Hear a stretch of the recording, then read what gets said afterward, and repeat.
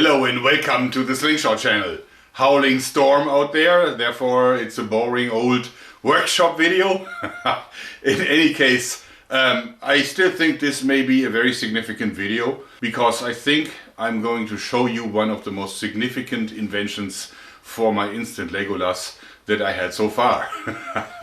So just to go back to what is the instant Legolas, well, it's actually a quite far developed system now that you can attach to a bow. In this case, my trusted old mini compound bow that needs a new string.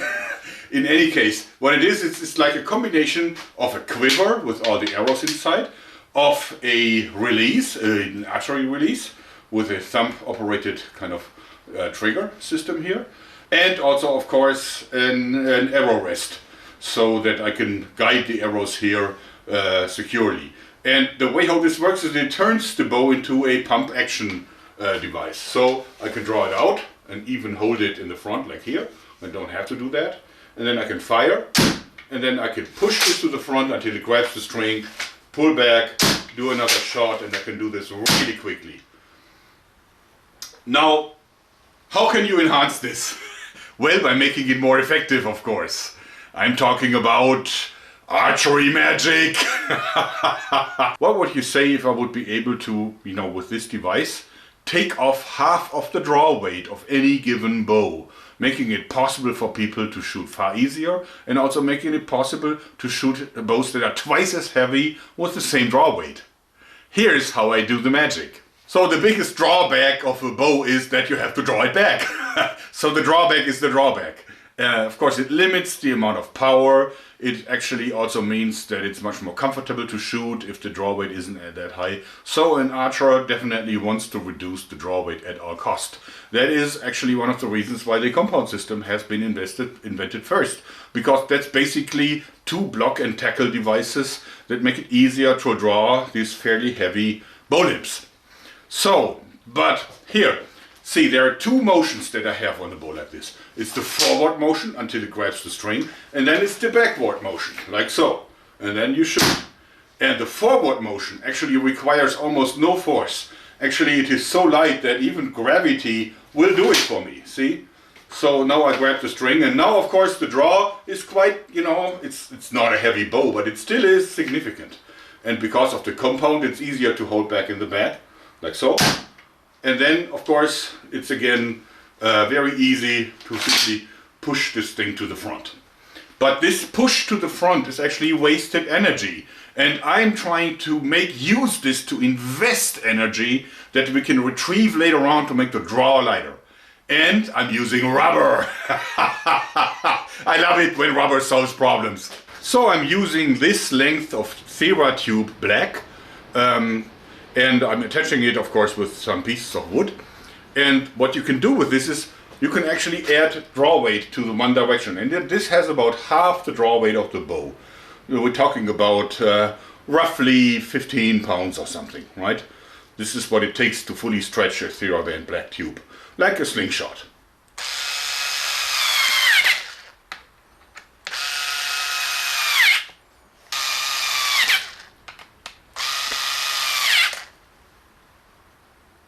So now you see that we have a little bit of pre-stretched rubber, and if the bow is in relaxed condition and the sled is all the way back, then nothing will happen. This will actually stay stable.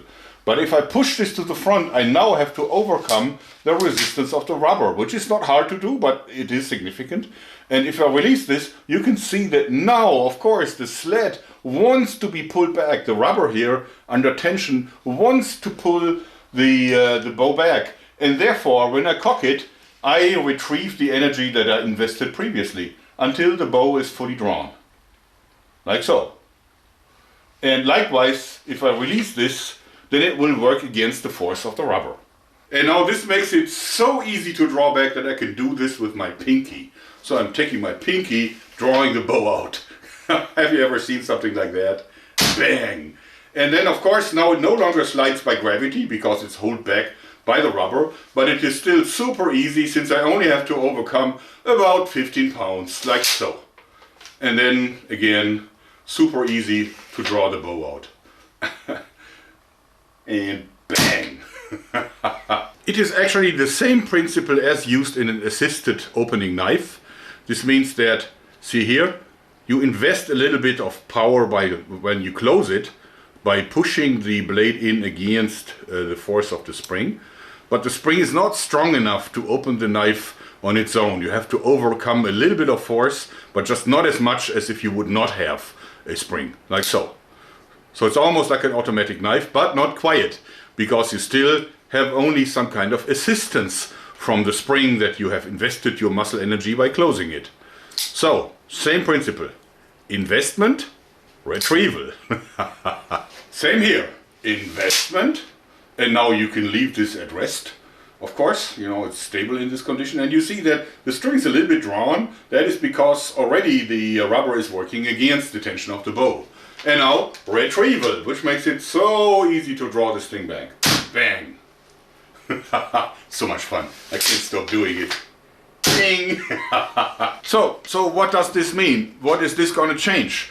Well, I think it's going to change a lot, because first of all, it makes shooting so much more comfortable. I think it will attract a lot more people to archery than before, because you can shoot a powerful bow without being super strong. On the other hand, the top shooters will be able to almost double the draw weight that they can master. So someone who can master an 80-pound English longbow all of a sudden can master a 160-pound English longbow. And guess what? He can even fire faster because he happens to have a magazine on the thing.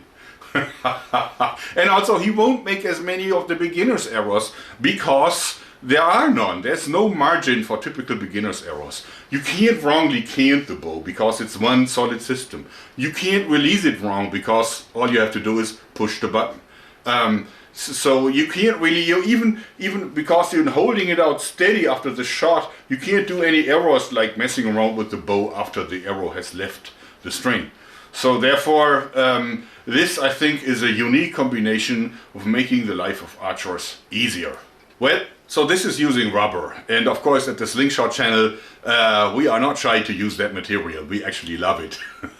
But the thing is that for a compound bow, like the ideal situation would be if I would take the same bow and attach it the other way around, like to the front, and just because the bow is adjustable in draw weight, and this is maximum draw weight, but I can reduce it. So reduce it to half, and if you reduce it to half, then you would have the same draw characteristics. This would mean that it would actually mirror the entire dynamic of the bow during the draw, and that would of course be a perfect solution. It's not really necessary though, because rubber is close enough. And for a recurve or a long bow, actually rubber would be perfect, because these bows have linear draw dynamic curves as well. So very comparable. You just have to figure out how much rubber do you need. Now why is the rubber only half the draw weight of the bow? Well, that's because I want to split the load into the push and the pull motion. If I would make it as strong, then you would have to invest all the power on the forward string, and now of course I would not even be required to draw it back. It would actually move this back automatically, or it would just be an equilibrium where you could do this by probably blowing against it, shifting it back. But that's not the point, because then it is so hard to press it in. Now this thing here that splits the load between the push and the pull motion makes it possible to shoot this so comfortably, and also to overcome your maximum draw weight that you have without a device like this. A lot of people also want to know what happens if you don't want to shoot, if you think differently. Well, then you have two options. First of all, you push this to the front, and now you pull it back, and if you don't want to shoot, you simply move it back to the front. And it's actually also easier because you have to stretch the rubber. So it's not as dangerous to let go than it is on a bow that doesn't have the rubber band attached. And also what you can do is, you can simply, if it's in the forward position, what you can do is you press the trigger and then you pull this back, and actually it shifts this back automatically because there's rubber, and it pushes out the arrow, like so. So again, from this side, if you don't want to do this, you press on this button, and then this thing automatically like pushes back, and it shifts out the arrow that you can retrieve, and if you want to, simply reload it into the magazine, like so. This is like step number 6 in the chain of little ideas that I put in. the first major invention, and that's like 2.5 years ago, was just simply giving you a magazine, increasing the rate of fire very, very significantly. Then I developed the underdraw, that you could do this instead of doing this with the spread fingers. Then I found that you can use shorter arrows, so this thing doesn't have to poke out to the front like it would be with normal arrows. Then I found the sliding technology, which was a big step. This sliding thing made all the difference, because it also allowed me to integrate the release. So you don't have to release manually. You can just do this with the built-in release much more cleanly. And then, of course, I also got this little front hook that could be automatically clamping in, like then it would be legally a crossbow in Germany, or just to be held back with your finger and there would still be a bow. So this now is an assistant draw bow, that's what I would call it, because, you know, you invest and then you retrieve. And then you can hold it here, but it's not necessary. I mean, it's so light that you can even do this with an outstretched hand. But it is actually not a bad idea. Bang! Well, as I said, I found companies that I want to team up with to bring out commercial products. And I can already tell you that you need to keep your eyes open, because at the upcoming EVA show, which is starting in about 5 weeks from now, starting in the, I think around the first week of March, I will show the first commercial product to the public and hopefully even release a video about it earlier. So that's it for this stormy day and a boring workshop video. Well, no, I think this is very significant and I can't wait to shoot a little bit more with this outside as soon as the weather improves a bit. Anyway, I hope you like this, because I think this is fun. Thanks and bye. Bye.